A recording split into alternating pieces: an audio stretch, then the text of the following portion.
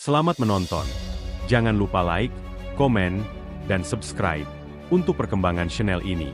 Semoga yang menonton dilancarkan rezekinya, hutang lunas dan dapat jodoh, amin ya robbal alamin. Ayuk adalah seorang wanita muda yang memiliki segala hal yang diidamkan banyak orang. Pada usia 26 tahun, ia telah menjadi dokter yang dihormati di sebuah rumah sakit besar di Jakarta. Dengan wajah cantik, senyum ramah, dan dedikasi terhadap pekerjaannya, Ayuk menjadi kebanggaan keluarganya. Di sisi lain, ia juga istri dari Arman, seorang pengusaha sukses yang tampak sangat mencintainya. Rumah mewah mereka di kawasan elit menambah kesan bahwa hidup Ayuk benar-benar sempurna. Namun, di balik semua itu, Ayuk sering merasa kosong. Kesibukan Arman yang tak ada habisnya membuatnya sering merasa sendirian, bahkan saat berada di rumah. Malam-malam panjang tanpa kehadiran suaminya mulai menggerogoti hatinya. Ayuk mencoba mengalihkan perhatian dengan bekerja lebih keras di rumah sakit, tetapi perasaan sepi itu tetap menghantui. Suatu pagi yang cerah, Ayuk bersiap-siap untuk berangkat ke rumah sakit. Jam Juri, sopir pribadi keluarga mereka, sudah menunggu di depan pintu dengan mobil yang mengilap. Pria berusia 50 tahun itu telah bekerja untuk keluarga Arman selama lebih dari 10 tahun. Meskipun usianya sudah tidak muda, Jam Juri masih terlihat gagah dan memiliki pembawaan yang tenang. "Selamat pagi, Bu Ayuk," sapanya sopan sambil membukakan pintu mobil. Perjalanan ke rumah sakit biasanya diisi dengan keheningan. Namun, pagi itu Ayuk memecah kebiasaan. "Pak Jam, sudah lama kerja di sini, ya?" "Betah?" tanyanya tiba-tiba. Jam Juri, yang biasanya hanya menjawab seperlunya, tersenyum kecil. "Iya, Bu. Sudah lama sekali. Saya betah karena keluarga ini baik, terutama Ibu," jawabnya. Ucapan sederhana itu membuat Ayuk merasa hangat. Sejak saat itu, percakapan kecil antara Ayuk dan Jam Juri menjadi hal yang rutin. Mulai dari obrolan tentang cuaca hingga cerita tentang pengalaman hidup, keduanya mulai berbagi lebih banyak. Jam Juri, dengan kebijaksanaannya, sering memberikan sudut pandang yang berbeda tentang kehidupan. Ayuk merasa aneh, tetapi ia mulai menemukan ketenangan setiap kali berbicara dengannya. Pada suatu hari, ketika Arman mengabarkan bahwa ia harus pergi keluar kota selama seminggu untuk urusan bisnis, Ayuk merasa lebih kesepian dari biasanya. Ia mencoba mencari kesibukan di rumah, tetapi tidak ada yang bisa mengalihkan perhatiannya dari rasa hampa yang semakin dalam. Tanpa disadari, ia mulai menantikan perjalanan dengan Jam Juri sebagai momen untuk melupakan sejenak masalahnya. Sore itu, setelah menyelesaikan pekerjaannya di rumah sakit, Ayuk meminta Jam Juri untuk berhenti di taman kota. "Saya ingin duduk sebentar," katanya singkat. Jam Juri menuruti permintaan itu tanpa bertanya. Mereka duduk di bangku taman, ditemani angin sore yang sejuk. "Kadang saya merasa hidup ini terlalu rumit," ujar Ayuk tiba-tiba. Jam Juri memandangnya sejenak, lalu berkata, hidup memang sering tidak adil, Bu. Tapi selama kita punya alasan untuk terus berjalan, semuanya akan baik-baik saja." Kata-kata Jam Juri menghantam hati Ayuk dengan cara yang tak pernah ia duga. Di balik kesederhanaan pria itu, ada kebijaksanaan yang membuatnya merasa dimengerti. Untuk pertama kalinya, Ayuk merasa ada seseorang yang benar-benar mendengarkan dan memahami dirinya. Saat malam tiba, Ayuk kembali ke rumah dengan perasaan yang berbeda. Ia mulai memikirkan percakapannya dengan Jam Juri sepanjang perjalanan pulang. Dalam kesunyian kamarnya, ia merenung. Hidupnya memang terlihat sempurna di mata orang lain, tetapi ada jurang tak kasat mata yang terus menganga di dalam dirinya. Dan entah bagaimana, kehadiran Jam Juri mulai mengisi kekosongan itu, sedikit demi sedikit. Hujan deras mengguyur kota pada suatu sore, menciptakan suasana kelam yang menyelimuti langit. Ayuk baru saja selesai menangani pasien terakhirnya hari itu. Ia melangkah keluar dari rumah sakit dengan langkah lelah, mendapati Jam Juri telah menunggu dengan sabar di mobil seperti biasa. "Hari ini melelahkan, Pak Jam," ujar Ayuk sambil duduk di kursi belakang, melepas masker yang menutupi wajahnya. Jam Juri mengangguk tanpa banyak bicara, seperti biasa menghormati ruang pribadi Ayuk. Namun, perjalanan pulang mereka kali ini tak biasa. Saat melintasi jalan yang sering dilewati, mobil tiba-tiba mogok di tengah hujan deras. Jam Juri keluar untuk memeriksa mesin, sementara Ayuk menatap keluar jendela, menyaksikan air hujan menetes di kaca, menciptakan irama yang menenangkan sekaligus melankolis. Ketika Jam Juri kembali masuk ke mobil, ia menjelaskan bahwa ada masalah di aki, dan mereka harus menunggu bantuan. Ayuk mengangguk pasrah. "Hujan lebat begini, pasti lama," gumamnya. Merasa bosan, Ayub mulai bertanya tentang kehidupan jam juri. Ia ingin tahu lebih banyak tentang pria yang selama ini hanya dianggapnya sebagai pekerja setia. Jam juri awalnya terlihat ragu untuk bercerita, tetapi perlahan ia membuka diri. Ia menceritakan masa mudanya, kehidupan di desa, dan perjuangannya untuk menghidupi keluarga. Ayub mendengarkan dengan penuh perhatian, sesekali menyela dengan pertanyaan. Ia terkesima mendengar bagaimana jam juri tetap tegar meski menghadapi berbagai kesulitan hidup. "Pak Jam, apa yang membuat Bapak selalu terlihat tenang?" ditanya Ayub dengan nada penasaran. Jam juri tersenyum tipis, matanya menatap ke depan seperti sedang mengingat sesuatu. "Ketika kita menerima hidup apa adanya, Bu, segalanya jadi lebih ringan. Kadang, masalah bukan untuk diselesaikan, tapi untuk diterima." Ucapannya sederhana, tapi menggema dalam hati Ayub yang sedang rapuh. Obrolan itu menciptakan kehangatan yang tak biasa di antara mereka. Ayub merasa ada sisi lain dari jam juri yang belum pernah ia sadari sebelumnya. Ketenangan, kebijaksanaan, dan perhatian yang tulus. Di saat yang sama, jam juri mulai melihat Ayub bukan hanya sebagai majikannya, tetapi juga sebagai manusia biasa yang sedang mencari tempat untuk bersandar. Setelah bantuan datang dan mobil kembali berjalan, suasana di antara mereka menjadi lebih akrab. Sepanjang perjalanan pulang, Ayub merenungkan percakapan mereka. Ia merasa aneh, tetapi dalam arti yang menenangkan. Seolah-olah, untuk pertama kalinya, ia menemukan seseorang yang benar-benar mendengarkannya tanpa menghakimi. Sesampainya di rumah, Ayub menatap punggung jam juri saat pria itu berjalan menuju mobilnya. Ada sesuatu yang berubah dalam cara ia memandang sopir pribadi itu, bukan lagi sekadar orang yang melayaninya, tetapi seseorang yang entah bagaimana mengisi kekosongan dalam hidupnya. Ia tidak tahu apa yang sedang ia rasakan, namun hatinya terasa lebih ringan. Malam itu, saat Ayub berbaring di ranjangnya yang luas dan dingin, pikirannya kembali pada percakapan mereka di tengah hujan. Sebuah pertanyaan mulai muncul di benaknya. Apakah kehadiran jam juri hanyalah kebetulan, atau mungkin ia sedang mencari sesuatu yang selama ini hilang? Ayub tahu, perasaan ini berbahaya. Namun, ia tak bisa menolak hasrat untuk mengetahui lebih jauh tentang pria itu. Hari-hari berlalu dengan rutinitas yang sama, tetapi ada yang berbeda dalam hubungan antara Ayub dan jam juri. Percakapan yang sebelumnya singkat kini berubah menjadi panjang dan mendalam. Ayub mulai merasa lebih nyaman membuka diri kepada pria itu, berbagi hal-hal yang selama ini hanya ia pendam. Jam juri, dengan kesabarannya, selalu mendengarkan tanpa menghakimi. Pada suatu sore yang tenang, Ayub meminta jam juri untuk berhenti di sebuah kafe kecil di pinggir jalan. "Saya ingin minum kopi sebentar." "Temani saya ya, Pak Jam," katanya sambil tersenyum. Jam juri terlihat ragu, tetapi akhirnya setuju. Mereka duduk di sudut kafe, berbicara tentang hal-hal yang sederhana, mulai dari makanan favorit hingga mimpi-mimpi yang pernah mereka miliki. "Pak Jam, kalau hidup bisa diulang, apa yang ingin Bapak lakukan berbeda?" ditanya Ayub dengan nada ingin tahu. Jam juri terdiam sejenak, kemudian menjawab, "Ya mungkin saya akan lebih berani mengejar apa yang saya inginkan, Bu. Hidup ini terlalu singkat untuk dipenuhi penyesalan." Jawaban itu membuat Ayub termenung. Ia merasa bahwa jam juri memiliki pemahaman tentang kehidupan yang jauh lebih dalam darinya. Seiring waktu, keakraban mereka semakin sulit disembunyikan. Ayub mulai menciptakan alasan untuk bepergian lebih sering dengan jam juri, meskipun kadang tujuannya tidak jelas. Di sisi lain, jam juri merasa bimbang. Ia sadar bahwa hubungan mereka telah melewati batas formalitas antara majikan dan karyawan, tetapi ia tidak bisa menolak daya tarik yang Ayub miliki. Pada suatu malam, setelah menjemput Ayub dari rumah sakit, jam juri mengajaknya untuk melihat pemandangan kota dari atas bukit. "Ada tempat bagus di sini, Bu. Tenang dan indah," katanya. Ayub, yang merasa lelah dengan kehidupannya yang penuh tekanan, setuju tanpa berpikir panjang. Di bukit itu, mereka duduk berdampingan di mobil yang terparkir, menikmati gemerlap lampu kota. "Kenapa hidup saya terasa kosong, Pak Jam?" Ayub bertanya dengan suara pelan, hampir seperti bisikan. Jam juri menoleh, menatapnya dengan tatapan lembut. "Karena ibu mencari sesuatu yang tidak bisa dibeli dengan kemewahan. Kadang, kebahagiaan datang dari hal-hal kecil yang sederhana," jawabnya.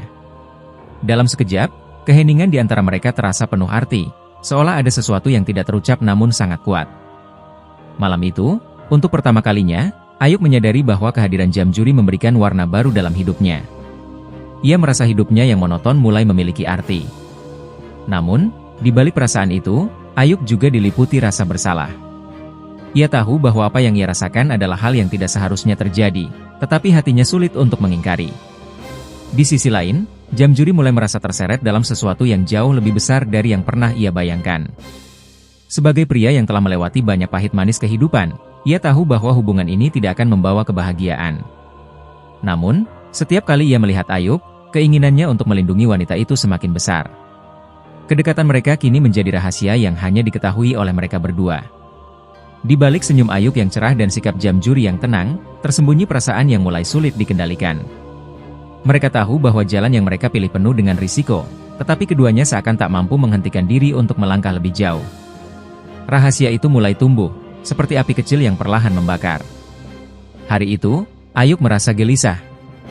Arman, suaminya, baru saja memberitahu bahwa ia harus melakukan perjalanan bisnis selama 2 minggu.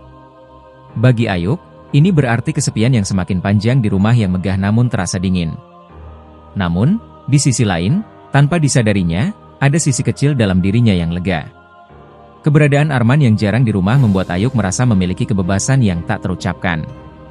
Hubungannya dengan Jamjuri kini semakin sulit didefinisikan. Ayub menemukan kenyamanan yang tak pernah ia dapatkan sebelumnya, sementara Jamjuri, meskipun terus berusaha menjaga batas, tak mampu sepenuhnya mengabaikan kehangatan yang ia rasakan setiap kali bersama Ayub. Sore itu, Ayub memutuskan untuk meminta Jamjuri mengantarnya ke pantai. "Saya butuh udara segar," katanya singkat. Di perjalanan, suasana terasa berbeda. Ayub mulai berbicara tentang hidupnya, tentang tekanan yang ia rasakan sebagai istri seorang pria sukses, dan bagaimana ia merasa seperti hanya menjadi pelengkap di dunia Arman. Jamjuri mendengarkan dengan seksama, memberikan komentar sederhana namun penuh makna. Ketika mereka tiba di pantai, Ayub mengajaknya untuk berjalan di sepanjang garis air. Jamjuri awalnya merasa canggung. Ia tahu bahwa kedekatan ini semakin melampaui batas. Namun, melihat Ayub yang begitu damai menikmati angin laut, ia tidak tega menolak permintaannya. Mereka duduk di atas pasir, memandangi ombak yang terus bergulung tanpa henti. "Hidup ini seperti laut," ia ucap Jamjuri tiba-tiba. "Kadang tenang, kadang bergelombang.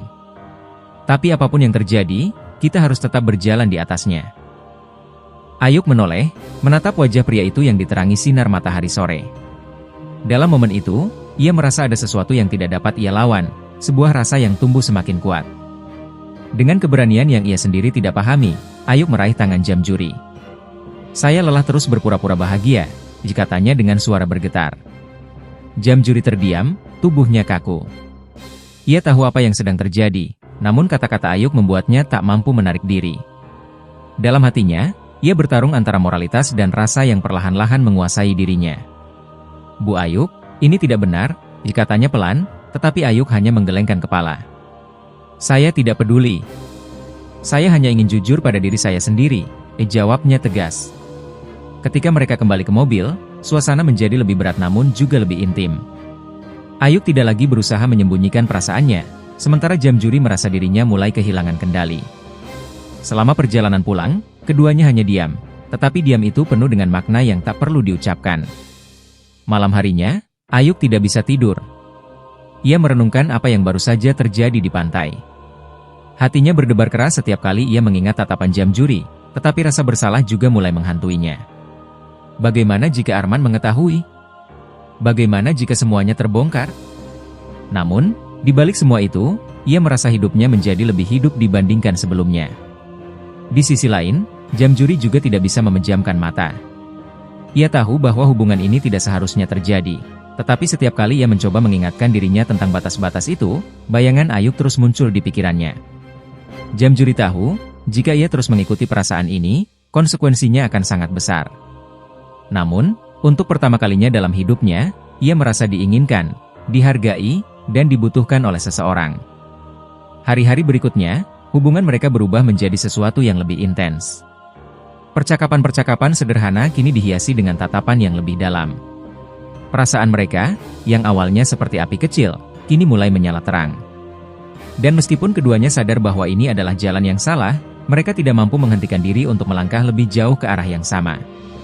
Pagi itu, Ayub bangun dengan perasaan campur aduk. Ingatan tentang hari sebelumnya di pantai terus menghantui pikirannya. Ia mencoba mengalihkan fokus dengan aktivitas di rumah sakit, tetapi setiap kali ia melihat teleponnya, ia berharap ada pesan dari jam juri. Namun, jam juri tetap diam, seperti berusaha menjaga jarak. Ayub merasa kecewa, tetapi di balik itu, ia tahu pria itu sedang berjuang melawan perasaan yang sama. Sore harinya, Ayub memutuskan untuk memanggil jam juri ke rumah lebih awal. "Kita jalan sore ini," katanya singkat ketika pria itu tiba. Jam juri menatap Ayub dengan ragu, tetapi akhirnya ia menuruti permintaannya. Mereka melaju tanpa tujuan, melewati jalanan kota yang mulai sepi. Dalam keheningan itu, Ayub tiba-tiba berbicara, kenapa kamu menghindar?" Jam juri terdiam sesaat sebelum menjawab, "Saya hanya tidak ingin memperburuk keadaan, Bu Ayub. Apa yang kita lakukan ini salah." Kata-kata itu seperti pukulan bagi Ayub, tetapi ia tidak ingin menyerah. "Salah menurut siapa? Saya hanya ingin merasa hidup, Pak Jam," katanya dengan nada penuh emosi. Mendengar itu, jam juri tidak bisa menahan diri lagi. Ia menghentikan mobil di tepi jalan yang sepi. "Bu Ayub, saya tidak mau menjadi alasan hidup Anda hancur. Saya hanyalah seorang sopir. Kehidupan kita terlalu berbeda," ucapnya dengan suara bergetar. Namun, ketika Ayub menatapnya, jam juri merasakan sesuatu yang lebih kuat dari logika, perasaan yang tak mampu ia tolak. Tanpa berpikir panjang, Ayub mendekat dan memegang tangan jam juri. "Saya tidak peduli apa kata orang. Saya hanya tahu bahwa saya butuh kamu," ucapnya pelan tetapi penuh penegasan. Dalam momen itu, semua batas yang selama ini mereka pertahankan runtuh. Jam juri, yang selama ini mencoba menahan diri, akhirnya menyerah pada perasaannya. Malam itu, mereka menemukan diri mereka di sebuah tempat kecil di pinggiran kota. Sebuah penginapan sederhana, jauh dari pandangan orang-orang yang mungkin mengenal mereka. Di sana, Ayub dan jam juri berbagi keintiman yang telah lama mereka pendam. Untuk sesaat, mereka melupakan semua konsekuensi dan hanya fokus pada satu hal, kebahagiaan yang akhirnya mereka temukan dalam pelukan satu sama lain. Namun, setelah semuanya terjadi, rasa bersalah mulai merayap ke dalam hati mereka. Jam juri duduk di tepi ranjang, menatap lantai dengan tatapan kosong. "Apa yang kita lakukan, Bu Ayub?" tanyanya pelan. Ayub, yang masih terbaring di tempat tidur, mencoba mencari jawaban tetapi tidak menemukan apa-apa. Ia hanya tahu bahwa ia tidak ingin kembali ke kehidupannya yang kosong. Ketika mereka meninggalkan tempat itu, suasana berubah menjadi canggung. Ayub mencoba mengajak jam juri berbicara, tetapi pria itu hanya menjawab dengan singkat. Hatinya berat, tetapi ia tidak ingin menunjukkan kelemahan di depan Ayub. Di sisi lain, Ayub merasa bingung. Ia tahu bahwa ia telah melangkah terlalu jauh, tetapi di dalam dirinya, ia juga merasa tidak ingin berhenti. Sesampainya di rumah, Ayub duduk sendirian di ruang tamu yang besar dan sunyi. Bayangan Arman mulai menghantui pikirannya, tetapi perasaan terhadap jam juri terlalu kuat untuk ia abaikan. Di sisi lain kota, jam juri juga tidak bisa tidur. Ia tahu bahwa hubungan ini membawa risiko besar, tetapi ia merasa seperti telah terjebak dalam lingkaran yang sulit ia lepaskan. Malam itu, baik Ayub maupun jam juri menyadari bahwa mereka telah menyalakan api yang tak mungkin dipadamkan. Perasaan mereka terlalu kuat, terlalu nyata untuk diabaikan, meskipun mereka tahu bahwa konsekuensi dari hubungan ini akan segera menghantui kehidupan mereka. Dan kini, langkah mereka ke depan akan menentukan segalanya. Pagi itu, Ayub duduk di meja makan rumahnya yang megah, memandangi secangkir teh yang telah dingin. Ingatan tentang malam sebelumnya masih segar di pikirannya, dan setiap detilnya membuat dadanya berdebar. Namun, bersama dengan debaran itu, rasa bersalah mulai merayap. Ayub tahu apa yang ia lakukan telah mengkhianati pernikahannya, tetapi di sisi lain, ia merasa untuk pertama kalinya dalam hidupnya, ia menemukan kebahagiaan yang nyata. Jam juri, di sisi lain, menjalani hari dengan hati yang penuh pergolakan. Ia melanjutkan tugasnya seperti biasa, mengantar Ayub ke rumah sakit tanpa berkata banyak. Keheningan di antara mereka berbeda dari biasanya, penuh makna yang tak terucap. Saat menurunkan Ayub di depan rumah sakit, jam juri akhirnya membuka mulut, "Ibu Ayub, saya rasa kita harus berhenti. Apa yang kita lakukan ini salah, dan saya tidak ingin menyakiti ibu lebih jauh." Ayub tidak menjawab. Hanya ada tatapan tajam yang ia berikan sebelum melangkah pergi. Namun, sepanjang hari itu, kata-kata jam juri terus berputar di benaknya. Ia mencoba fokus pada pekerjaannya, tetapi wajah pria itu selalu muncul dalam pikirannya. Di sisi lain, ia merasa marah, bukan pada jam juri, melainkan pada dirinya sendiri karena tidak bisa melepaskan perasaan itu. Sore harinya, Ayuk kembali meminta jam juri mengantarnya pulang. Dalam perjalanan, ia mencoba mencairkan suasana. "Pak Jam, apa Bapak benar-benar yakin kita bisa melupakan semua ini?" tanyanya pelan. Jam juri hanya mengangguk sambil menatap lurus ke jalan. "Kita harus bisa, Bu. Kalau tidak, kita akan menghancurkan diri kita sendiri," jawabnya tegas. Namun, kata-kata itu tidak membuat Ayuk menyerah. Ia terus mencari alasan untuk berbicara dengan jam juri, untuk mempertahankan keintiman yang kini menjadi candu baginya. Dalam momen-momen tertentu, Ayuk melihat ketegangan di wajah jam juri, sebuah perjuangan yang terlihat jelas. Ia tahu bahwa pria itu sama tersiksanya dengan dirinya, meski berusaha menutupi. Pada suatu malam, ketika Arman kembali dari perjalanan bisnisnya, Ayuk merasa semakin terjebak. Kehadiran suaminya yang seharusnya menjadi pelipur lara kini terasa seperti beban. Ia tidak bisa memandang Arman tanpa mengingat apa yang telah ia lakukan bersama jam juri. Bahkan saat mereka makan malam bersama, percakapan mereka terasa hampa, hanya sekadar formalitas tanpa makna. Di sisi lain, jam juri mulai menjauhkan diri. Ia tidak lagi memulai percakapan seperti sebelumnya, bahkan mencoba untuk tidak terlalu lama menatap Ayuk. Namun, hatinya tetap terpaut pada wanita itu. Setiap kali ia melihat Ayuk tersenyum kepada orang lain, ia merasa cemburu, meskipun ia tahu bahwa perasaan itu tidak pada tempatnya. Perlahan, tekanan dari hubungan terlarang ini mulai memengaruhi kehidupan mereka.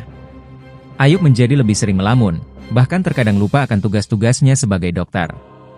Sementara itu, jam juri mulai kehilangan konsentrasi saat bekerja, seringkali melakukan kesalahan kecil yang tidak biasa ia lakukan. Malam itu, ketika Ayuk duduk sendirian di balkon rumahnya, ia menyadari satu hal, ia tidak bisa kembali ke kehidupan lamanya. Hubungannya dengan Arman, yang selama ini hanya berdasarkan tanggung jawab, kini terasa seperti penjara. Dan meskipun ia tahu bahwa hubungan dengan jam juri adalah jalan menuju kehancuran, ia tidak mampu menghentikan langkahnya. Hatinya sudah terlalu jauh terseret dalam api yang ia dan jam juri nyalakan bersama. Pagi itu, Ayuk merasakan kegelisahan yang berbeda. Suaminya, Arman, yang biasanya sibuk dengan pekerjaannya, tampak lebih sering berada di rumah. Ia mulai memperhatikan hal-hal kecil yang selama ini ia abaikan, seperti jadwal Ayuk yang lebih sering berubah atau kecenderungannya melamun. "Kamu baik-baik saja, kan?" tanya Arman suatu pagi saat sarapan. Ayuk hanya tersenyum tipis, berusaha menyembunyikan keresahan dalam hatinya. Di sisi lain, jam juri mulai merasa pengawasan di sekitarnya semakin ketat. Salah satu pembantu rumah tangga sempat melihat jam juri berbicara dengan Ayuk di luar jam kerja. Meski percakapan itu singkat, ekspresi wajah mereka terlihat berbeda. Bisik-bisik kecil mulai terdengar di kalangan para pekerja rumah tangga. Jam juri berusaha mengabaikannya, tetapi ia tahu, semakin lama hubungan ini berjalan, semakin besar risiko yang harus mereka tanggung. Suatu sore, ketika Arman mendadak pulang lebih awal, ia menemukan Ayuk sedang berbicara di telepon dengan nada yang berbeda. Wajah istrinya tampak gugup ketika melihatnya masuk ke ruangan. "Siapa yang kamu telepon?" tanya Arman, nada suaranya dingin. Ayuk cepat-cepat menjawab, "Teman di rumah sakit, ada urusan pasien." Namun, Arman tidak sepenuhnya yakin. Keraguan mulai menyelinap di benaknya. Hari berikutnya, Arman memutuskan untuk memeriksa jejak komunikasi Ayuk. Ia merasa ada yang tidak beres, dan firasatnya semakin kuat. Dalam telepon Ayuk, ia menemukan nomor yang sering dihubungi, tetapi tidak ia kenal. Ia menyadari bahwa nomor itu bukan rekan kerja Ayuk di rumah sakit. Tanpa sepengetahuan istrinya, Arman mulai menyelidiki lebih jauh. Sementara itu, hubungan Ayuk dan jam juri semakin sulit dikendalikan. Mereka mencoba menjaga jarak, tetapi perasaan yang telah tumbuh terlalu kuat untuk diabaikan. Pada suatu malam, Ayuk nekat meminta jam juri menemuinya di sebuah tempat yang jauh dari pusat kota. "Kita harus bicara," katanya singkat. Malam itu, mereka berbicara dengan penuh emosi, saling mengungkapkan perasaan dan kekhawatiran. "Apa kita harus mengakhiri ini, Bu?" tanya jam juri dengan nada lirih. Ayuk terdiam, matanya mulai basah. "Saya tidak tahu. Tapi saya tidak bisa hidup tanpa kamu," jawabnya. Di tengah kebimbangan itu, mereka memutuskan untuk tetap melanjutkan hubungan mereka meskipun tahu bahwa risiko semakin besar. Namun, tanpa mereka sadari, Arman telah memantau pergerakan Ayuk. Suatu malam, ia sengaja mengikuti mobil istrinya yang dikemudikan oleh jam juri. Di kejauhan, Arman menyaksikan pemandangan yang membuat darahnya mendidih. Istrinya dan jam juri terlihat akrab, bahkan berpegangan tangan ketika mereka berhenti di tempat terpencil. Arman menahan diri, memilih untuk mengamati lebih lama sebelum bertindak. Keesokan harinya, Arman meminta salah satu rekan kerja yang bekerja di bidang penyelidikan untuk menggali lebih dalam tentang hubungan Ayuk dan Jamjuri. Dalam waktu singkat, ia memiliki bukti berupa foto dan rekaman percakapan yang tak bisa dibantah. Arman menyimpan semua itu dengan hati yang penuh amarah dan rasa penghinaan. Hari-hari berikutnya, Ayuk merasakan perubahan sikap Arman. Suaminya menjadi lebih dingin, bahkan terkadang menunjukkan tatapan yang membuatnya merasa terintimidasi. Ayuk tidak tahu bahwa semuanya sudah terungkap. Ia terus menjalani hubungan dengan Jamjuri, tanpa menyadari bahwa bom waktu di dalam kehidupannya sedang menghitung mundur. Dan ketika bom itu meledak, semua akan berubah selamanya. Pagi itu, suasana rumah terasa lebih sunyi dari biasanya. Ayuk merasakan sesuatu yang ganjil, tetapi ia tidak mampu mengartikannya. Arman tampak lebih pendiam dari biasanya, hanya memberikan jawaban singkat saat Ayuk mencoba berbicara dengannya. Meski begitu, Ayuk mengabaikan tanda-tanda tersebut, berpikir bahwa mungkin suaminya sedang sibuk memikirkan urusan pekerjaan. Di sisi lain, Jamjuri mulai merasa semakin waspada. Ia merasakan ada sesuatu yang tidak beres, terutama setelah beberapa kali ia melihat mobil asing terparkir di sekitar rumah Ayuk. Namun, ia tidak berani mengungkapkan kecurigaannya kepada Ayuk, khawatir akan semakin menambah tekanan yang sudah mereka rasakan. Ketegangan mencapai puncaknya ketika Arman secara tiba-tiba meminta Ayuk untuk makan malam bersama di rumah, sesuatu yang jarang ia lakukan. "Aku ingin kita berbicara serius," katanya dengan nada dingin. Ayuk merasa jantungnya berdebar keras, tetapi ia tetap berusaha bersikap tenang. Ketika malam tiba, mereka duduk di meja makan, dan Arman akhirnya memulai pembicaraan yang telah lama ia pendam. "Ayuk, apa kamu mencintai aku?" tanya Arman tiba-tiba, membuat Ayuk terkejut. "Tentu saja," jawab Ayuk dengan gugup, tetapi tatapan Arman menunjukkan bahwa ia tidak percaya. "Kalau begitu, jelaskan ini," katanya sambil melemparkan sebuah amplop ke meja. Di dalamnya, terdapat foto-foto Ayuk bersama Jamjuri, serta rekaman percakapan mereka. Ayuk merasa dunia seakan runtuh. Wajahnya memucat, tangannya gemetar saat mengambil amplop itu. "Arman, aku bisa jelaskan," suaranya bergetar, tetapi Arman memotongnya. "Tidak perlu. Aku sudah tahu semuanya. Kamu mengkhianati aku, dan lebih parahnya lagi, dengan seorang sopir," katanya penuh amarah. Sementara itu, Jamjuri yang sedang berada di garasi rumah juga merasakan ketegangan yang tak biasa. Salah satu pekerja rumah tangga mendekatinya dengan raut cemas. "Pak Jam, Pak Arman tahu semuanya." "Hati-hati," bisiknya. Perasaan takut dan panik langsung menyelimuti Jamjuri. Ia tahu bahwa hidupnya akan berubah drastis setelah malam ini. Arman tidak berhenti di meja makan. Ia memanggil Jamjuri ke ruang tamu dengan nada penuh perintah. Ketika Jamjuri tiba, Arman berdiri dengan tatapan penuh kemarahan. "Kamu pikir aku tidak tahu apa yang kalian lakukan?" Suaranya menggema di ruangan itu. Jamjuri hanya bisa menunduk, tidak mampu memberikan pembelaan. Ayuk mencoba berbicara, tetapi Arman menatapnya tajam. "Diam, Ayuk. Kamu sudah cukup mempermalukan aku. Dan kamu," katanya sambil menunjuk Jamjuri, "keluar dari rumah ini. Aku tidak peduli kemana kamu pergi, tapi aku tidak mau melihat wajahmu lagi." Dengan berat hati, Jamjuri meninggalkan rumah itu, merasa bahwa dunia yang ia kenal telah hancur. Malam itu, Ayuk terkunci dalam ruangannya sendiri, menangis tanpa henti. Sementara itu, Jamjuri pergi tanpa arah, membawa rasa bersalah dan kehilangan yang mendalam. Arman, di ruang kerjanya, duduk dengan wajah penuh kekecewaan. Di balik amarahnya, ia merasa hancur oleh pengkhianatan yang ia tidak pernah duga. Hubungan mereka bertiga kini tidak lagi sama, dan dampaknya akan terus menghantui mereka.